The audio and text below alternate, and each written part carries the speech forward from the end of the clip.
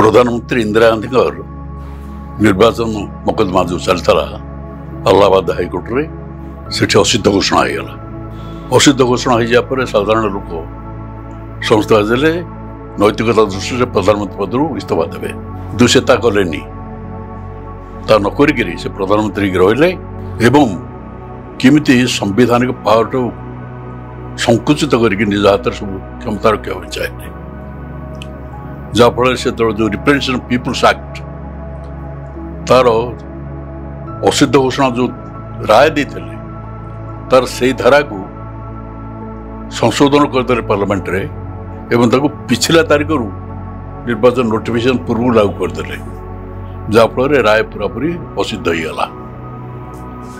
तेणु से आउ लागू है अकामी होगा तापर समग्र देश स्तब्ध होगा लोके भाविले जे इंदिरा गांधी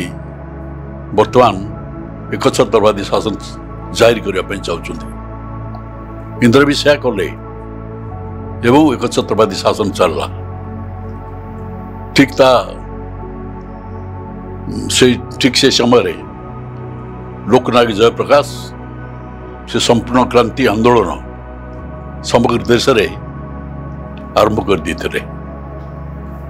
एवं ये अवस्था देखिकी से आंदोलन प्राय गणतंत्र सुरक्षा आंदोलन में परिणत होगा से जते विरोधी दल से माने एकत्रित हेले राष्ट्रीय स्वयंसेवक संघ एक बड़ भूमिका नला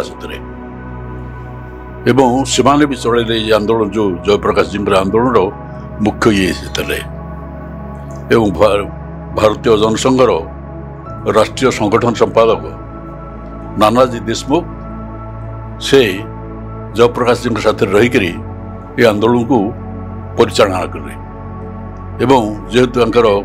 समग्र देश रे एक विराट संगठन था जयप्रकाश जी सब साधारण सभा सब होगा से सभा को व्यवस्था कराला जयप्रकाश जिते गणतंत्र ध्वंस होगापी जाऊँगी रक्षा करने समग्र देश जनसाधारण जागृत हो जातु जो डाकरा देते से लोक से उद्बुद्ध होते एवं सभा बड़ बड़ सभा होता समग्र देश रे एवं यह आंदोलन रे राष्ट्रीय स्वयंसेवक संघ एवं सर्वोदय संगठन एवं अन्य किसी गणतंत्र प्रेमी संगठन भी सामिल होते राजनैतिक दल हिसाब से भारतीय जनसंघ पूरा समर्थन करला एवं तो सहित सोशलिस्ट पार्टी एवं संगठन कांग्रेस एवं आउ किसी दल से सहयोग करते ये आंदोलन भाव में चलला समग्र देश रे एवं से समय इंदिरा गांधी की परामर्श दिगला परामर्शदाता कहले जे आपण जो एकछत्रवादी शासन करने चाहते ये विचार विभाग तार प्रतिबंधक ये हो तेणु ताकू नियंत्रण करने दरकार इंदिरा गांधी राष्ट्रपति की धरिकी जड़े जूनियर जज एन राय बोली चीफ जस्टिस करदे सुप्रीमकोर्ट तार जो सुप्रीमकोर्ट जो दीर्घ दिन जो परंपरा थिला जे होती सब वरिष्ठ विचारपति से चीफ जस्टिस हे किंतु ता नक एन राय बोली जड़े कनिष्ठ विचारपति गले एवं वरिष्ठ एवं विज्ञ तीन विचारपति जस्टिस लाट जस्टिस ग्रोवर जस्टिस हेगड़े एमाने रिजाइन करदे आईनजीवी माने समस्ते समग्र देश रे ओल्हे आसिले राजरास्ता को विचार विभाग स्वाधीनता गरिमा मर्यादा एक भुलुंठित कराई अभियोग कले ओडिशा हाईकोर्ट बार एसोसिएशन सेठी बसिक मीटिंग है एवं मत सेठी हाईकोर्ट बार एसोसिएशन क्रियानुसार कमिटी चेयरमैन हिसाब से निर्वाचित कले एवं आंदोलन परिचालना करने कहले हाईकोर्ट बार एसोसिएशन परिसर भितर सेठी समग्र ओडिशा आईनजीवी मान को डकाला सेठी प्रस्ताव निगला जे आमे भी राजरास्ता को ओह्लैबा एवं सारा राज्य में बुलिक ये कर सभा मान कर जनमत जागरण करवा से हिसाब से प्रथम हाईकोर्ट बार रु ये रेभेन्सा कॉलेज छक पर्यंत हजारे एडवोकेट सबू निजर पारंपरिक ड्रेस कला कोट गाउन बैंड कलार सब थी मार्च करके चललु इमता कि सब बुढ़ा वकिल सी मैंने भी चलले रास्ता दुई धारे लोक आगे ठिया गले उत्साहित करते मु लयर मान को लेकरी ओडिशार विभिन्न प्रांत ये करी सभा समिति करी लोक मत तैयारी करी सेठू एपटे जनसंघर साधारण संपादक हिसाब से मोर आहुरी एक भूमिका थिला एवं ओडिशार जो अल्प किसी 3-4 जन कि 5 जन नेता से भितर मुथली अन्यतम बाकी संघ साथी पूरा कोर्ट देश में भी काम चलता है चल आईनजीवी आंदोलन पर यार उग्र आहरी उग्र रूप नाला ये जो इंदिरा गांधी आतंकवाद एवं तापर 1975 मसीहा 25 तारीख अर्धरात्रि इंदिरा गांधी जरूरी अवस्था जारी कले प्रेसिडेंट को धरिक जरूरी अवस्था जारी कले जारी करी लोकनायक जयप्रकाश मोरारजी भाई देसाई अटल बिहारी वाजपेयी लाल कृष्ण आडवाणी कृष्ण विजु पट्टनायक एमती जिते तुंग नेता प्रथम आरेस्ट करके जेल खाना पठेदेले तापर चलला समग्र देश में व्यापक गिरफ्तारी आतंकवाद समग्र देश शिहरी उठिला एवं लोके कथा कह वार्ता निज निज भर हवा भी डरले एवं जेल खाना प्राय भर्ती होगला से पूर्वर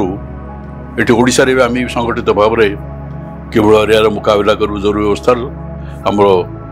सभा मान चलता है नवकृष्ण चौधरी सहित आलोचना चलता है महताब जी तार गोटे नेतृत्व नहीं था आम सब विरोधी दल नेता जो मैंने एकाठी थिलु सबू तार परामर्श दौथा डॉक्टर हरिकृष्ण महताब ये चलता कि भाव मुकाबला हम ये कर बड़ भयंकर परिस्थिति सृष्टि है महताब बाबू 75 मसीहा 25 तारीख तो जारी है तार 3-4 दिन पर डॉक्टर महताब को बंद करके जेलखाना को नहीं गले तार ठीक तापर नवकृष्ण चौधरी आउ 2 दिन पर गले ठीक सप्ताह पूरला बेलू 25 तारीख जून थिला तो जरूरी अवस्था जारी जुलाई 3 तारीख में मत नहीं कि जेलखाना नहीं गले कटक जेल में रही मु कटक जेल बंद हो गला पूर्व दिन आमर संघ चालक थे राज्यर भूपेन कुमार बसु तांकू नहीं जाइए आउे आमर तापर सब अरेस्ट चलला तो ओडिशा रे व्यापक गिरफ्तार चलला आमर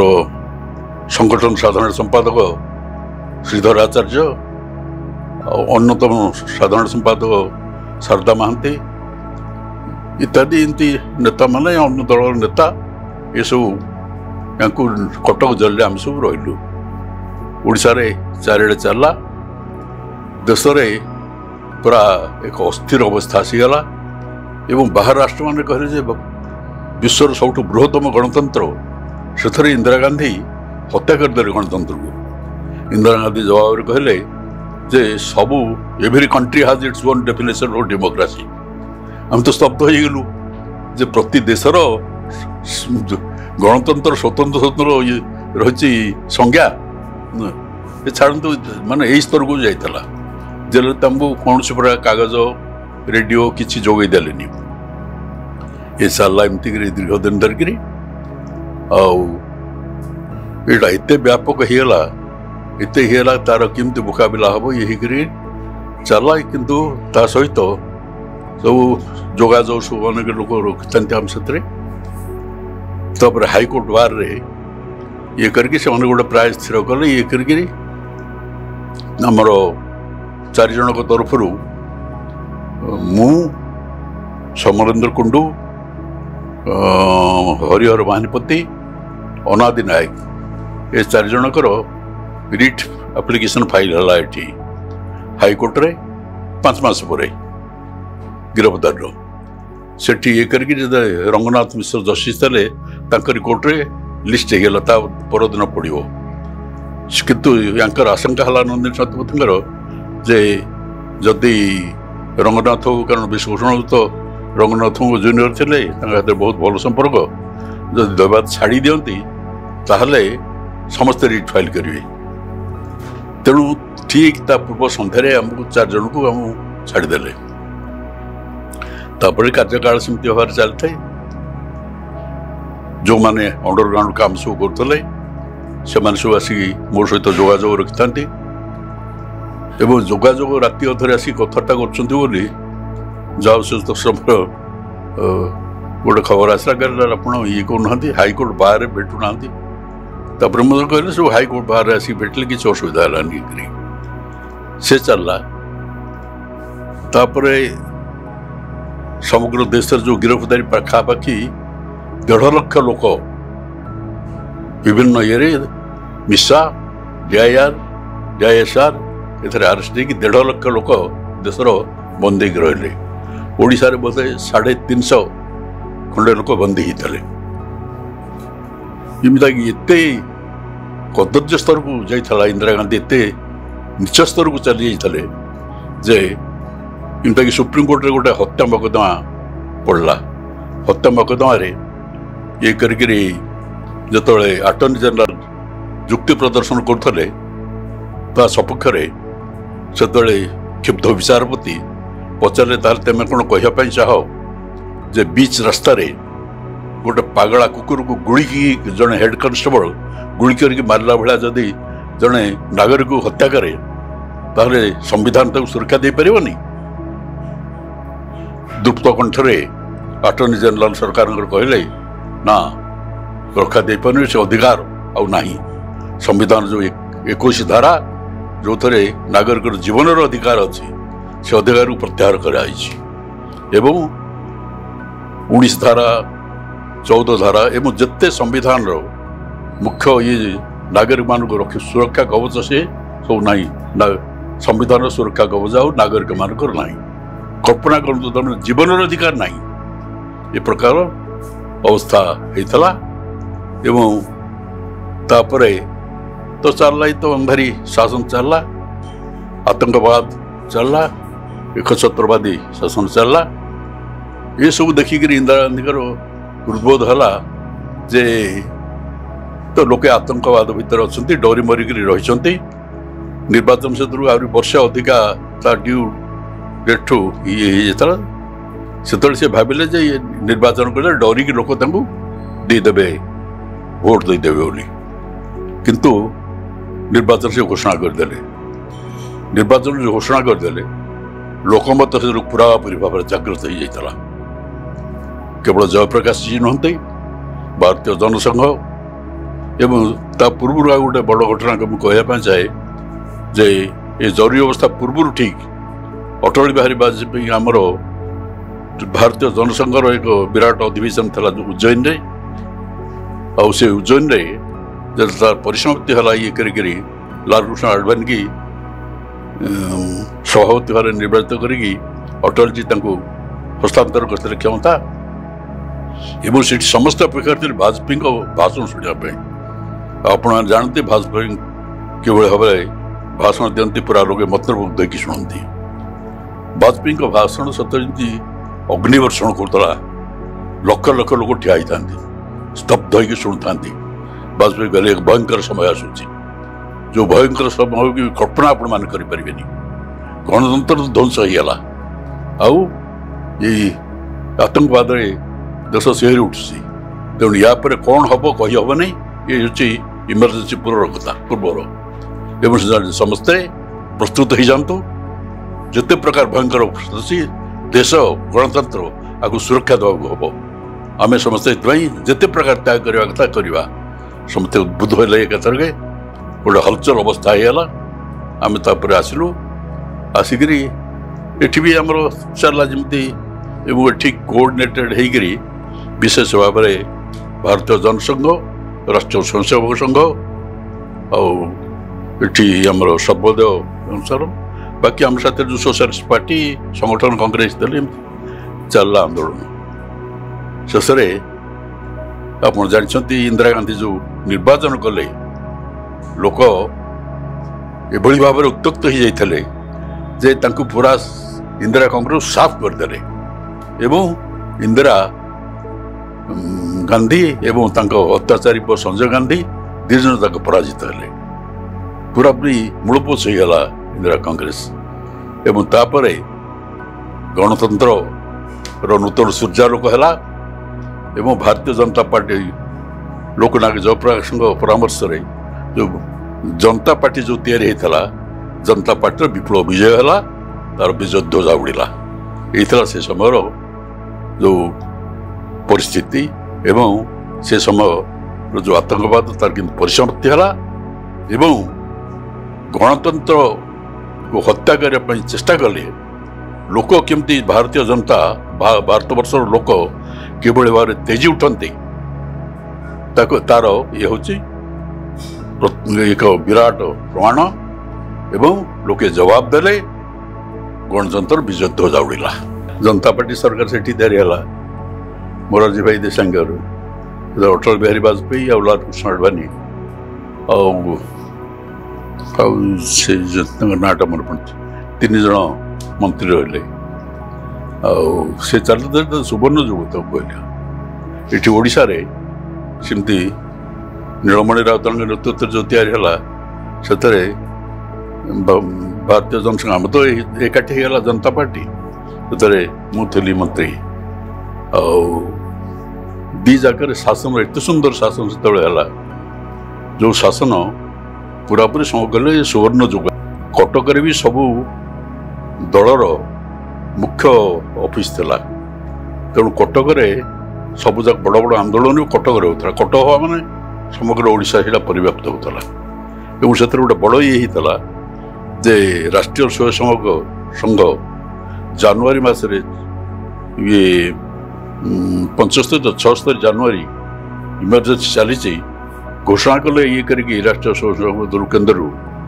ଯେ 1,00,000 ସ୍ୱୟଂସେବକ ଗିରଫ ହେବେ। ସମସ୍ତେ ଏଡ଼େ ବଡ଼ ଆତଙ୍କବାଦ ଭିତରେ ପୁଣି ଏମାନେ ରାଜରାସ୍ତାକୁ ସେ ଗିରଫ ହେବେ, ସେୟା ହେଲା ଏବଂ ଓଡ଼ିଶାରେ ବି ସେୟା ହେଲା। ଆଉ ତାକୁ ଦେଖିବା ପାଇଁ ବି ହାଇକୋର୍ଟ ବାହାରୁ ଆମର ସେ ଲୟରରେ କହିଲେ କି ପିଲା ସବୁ ତିଆରି ହେଇଛନ୍ତି ରାଷ୍ଟ୍ରୀୟ ସ୍ୱୟଂସେବକ ସଂଘ ବିଷୟରେ, ସେମାନେ ଗିରଫଦାରୀ ହେଲେ ସବୁ ଜେଲଖାନାକୁ ଗଲେ। ଗୋଟେ ହାସ୍ୟାସ୍ପଦ କଥା ଇଏ, କାରଣ ସମ୍ବିଧାନକୁ ଯେ ବଲୁଣ୍ଠିତ କରିଥିଲେ, ସମ୍ବିଧାନର ଏ ଯେଉଁ ସୁରକ୍ଷା କବଚ ହେଇକି ସାଧାରଣ ନାଗରିକର ଥିଲା ତାକୁ ଯେ ଧ୍ୱଂସ କରିଥିଲେ, ଜରୁରୀ ଅବସ୍ଥା ଜାରି କରିଥିଲେ ଶ୍ରୀମତୀ ଗାନ୍ଧୀ ତତ୍କାଳୀନ ପ୍ରଧାନମନ୍ତ୍ରୀ, ସେମାନେ ସମ୍ବିଧାନ ସୁରକ୍ଷା ପାଇଁ କହୁଛନ୍ତି ଏବଂ କଂଗ୍ରେସ ଯେଉଁ କଳଙ୍କିତ ଅଧ୍ୟାୟ ସୃଷ୍ଟି କରିଥିଲା ଜରୁରୀ ଅବସ୍ଥା ଜାରି କରିକିରି ଶ୍ରୀମତୀ ଗାନ୍ଧୀ କରିଥିଲେ, ସେ କଳଙ୍କ ତାଙ୍କଠୁ ଏପର୍ଯ୍ୟନ୍ତ ବି ଲିଭିନି। ଆଉ ସମ୍ବିଧାନ ବର୍ତ୍ତମାନ ଯେଉଁ ଶ୍ରୀ ନରେନ୍ଦ୍ର ମୋଦିଙ୍କ ପ୍ରଧାନମନ୍ତ୍ରୀତ୍ୱର ଯେଉଁ ସରକାର ଚାଲିଛି, ଗଣତନ୍ତ୍ର ପୁରାପୁରି ଭାବରେ ସୁରକ୍ଷିତ ଏବଂ ସେଥିରେ ସମ୍ବିଧାନର ସୁରକ୍ଷା ଏ ବର୍ତ୍ତମାନର ସରକାର କରୁଛି। ଇଏ ସମ୍ବିଧାନ କ'ଣ ଉଲ୍ଟ ସମ୍ବିଧାନକୁ ଯେଉଁ ହତ୍ୟାକାରୀମାନେ ଆଜି ସମ୍ବିଧାନର ସୁରକ୍ଷା ଆନ୍ଦୋଳନ ଆରମ୍ଭ କରିଛନ୍ତି, ତେଣୁ ୟାଠୁ ବଳିକି ଆଉ ହାସ୍ୟାସ୍ପଦ କଥା କିଛି ନାହିଁ।